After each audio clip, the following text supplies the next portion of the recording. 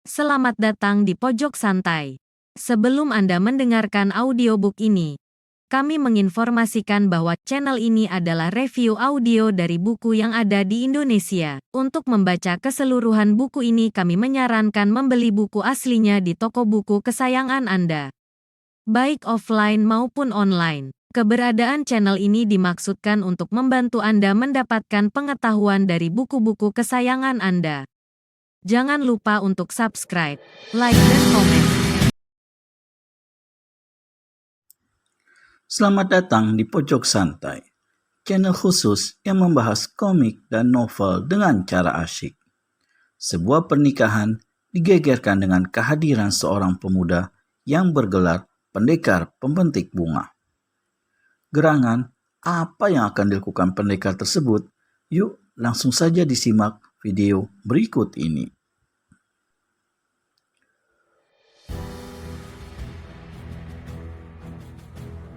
Pemuda biang racun pengacau, jaga kepalamu.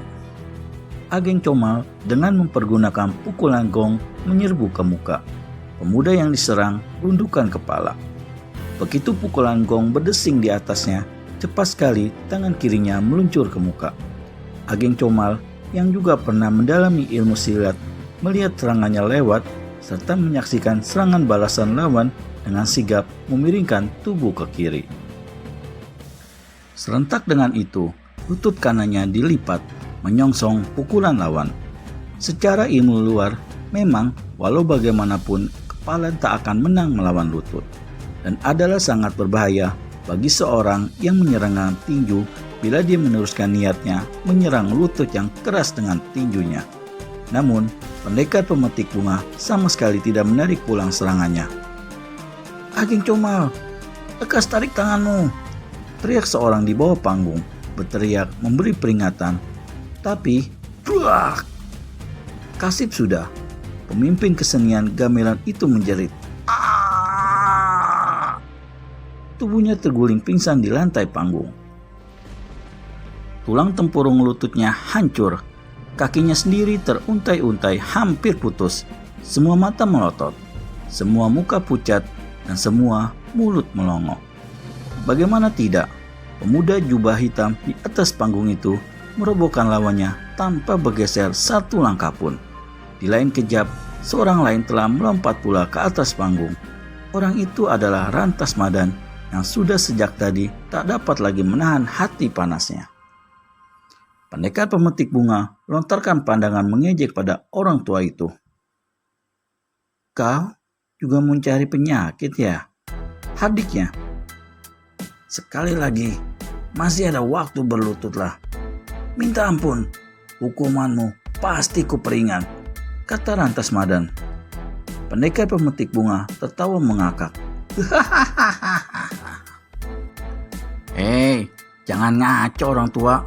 Kalau mau konyol, marilah. Tentu saja, ditantang demikian rupa membuat Ki Lurah Rantas Madan semakin berkobar kemarahannya. Tanpa menunggu lebih lama, laki-laki ini yang pernah menuntut ilmu kesaktian di Gunung Simping menerkam ke muka.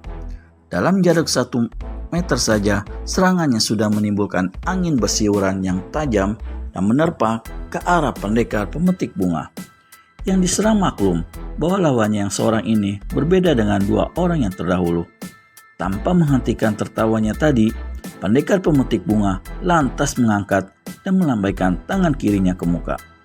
Setiap angin keras yang menggetarkan panggung bersuit memapas tubuh Ki Lurah Rantas Madan. Serangannya dengan serta-merta buyar dan tubuhnya sendiri kemudian terangkat ke udara setinggi 5 tombak hampir menyundul atap panggung.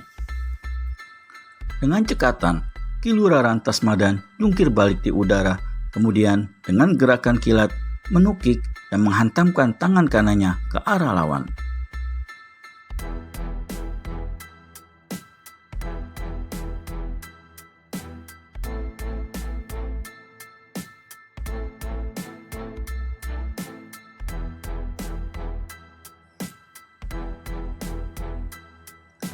Inilah jurus walet menukik lembah. Pemuda bertampang gagah tapi buas garang itu terkejut sekali sewaktu merasakan angin panas menyerang kepalanya. Cepat-cepat dia rundukkan tubuh sebatas pinggang dan balas mengirimkan pukulan jarak jauh dengan tangan kanan. Kilura Rantas Madan terdengar menjerit. Tubuhnya mental ke atas, melabrak dan membobolkan atap panggung. Lenyap dari pemandangan untuk kemudian terdengar gedebuk tubuhnya 9 tombak di tanah di belakang panggung.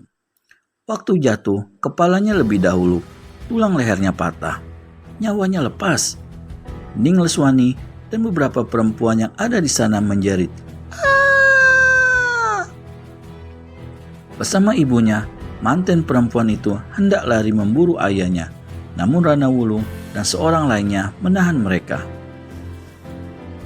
Rana Wulung, seorang pemuda terpelajar yang tak kenal satu jurus ilmu silat pun, namun menyaksikan kematian ayah serta mertuanya itu, gelaplah pemandangannya.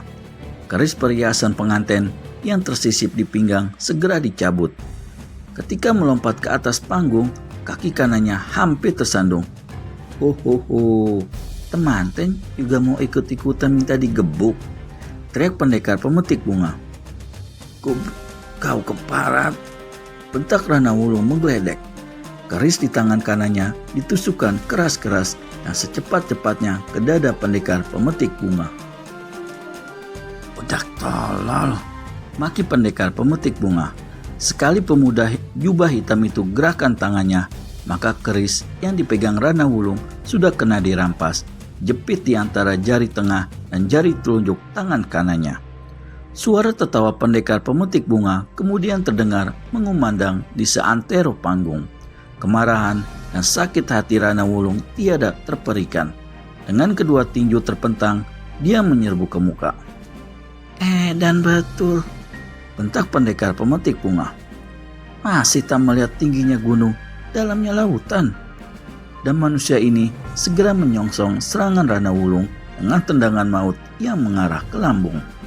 Kalau saja Rana Wulung seorang yang mengetahui sedikit ilmu silat, dalam posisinya seperti saat itu, sebenarnya dia masih sanggup dan punya kesempatan untuk mengelak atau berkelit atau sekaligus melompat cepat ke samping. Tapi sayang, pemuda ini tidak tahu apa-apa tentang persilatan dan kaki maut pendekar pemetik bunga sementara itu semakin dekat menyambarnya ke perut si pemuda. Setengah kejapan lagi, pasti roberlah perut Rana Wulung. Ning Leswani menjerit.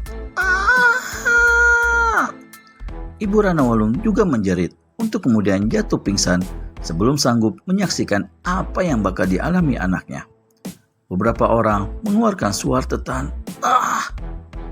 Agaknya tak satu pun yang bisa berbuat apa-apa. Agaknya sudah nasib Rana Wulung bakal menemui kematiannya pada hari pernikahannya itu. Di saat ajal sudah di depan mata, di saat maut hendak merenggut, maka tiada terduga di saat itu pula dari bawah panggung sebelah barat melesat sebuah benda yang mengeluarkan cahaya berkilau. Benda ini melesat ke arah kaki kanan pendekar pemetik bunga yang mencari maut di perut Rana Wulung. Tentu saja, pendekar pemetik bunga menjadi terkejut dan terpaksa menarik pulang serangannya. Benda yang berkilau itu lewat dan menghantam Taron sehingga alat bunyi-bunyian itu terbalik dan hancur berantakan. Benda apakah yang sehebat itu dan siapa gerangan yang melemparkannya? Siapa yang telah menolong Rana Wulung dari kematian? Temukan jawabannya di video selanjutnya hanya di channel Pojok Santai. Segera subscribe dan tekan tombol lonceng untuk mendapat notifikasi video terbaru dari kami. Terima kasih dan sampai bertemu kembali.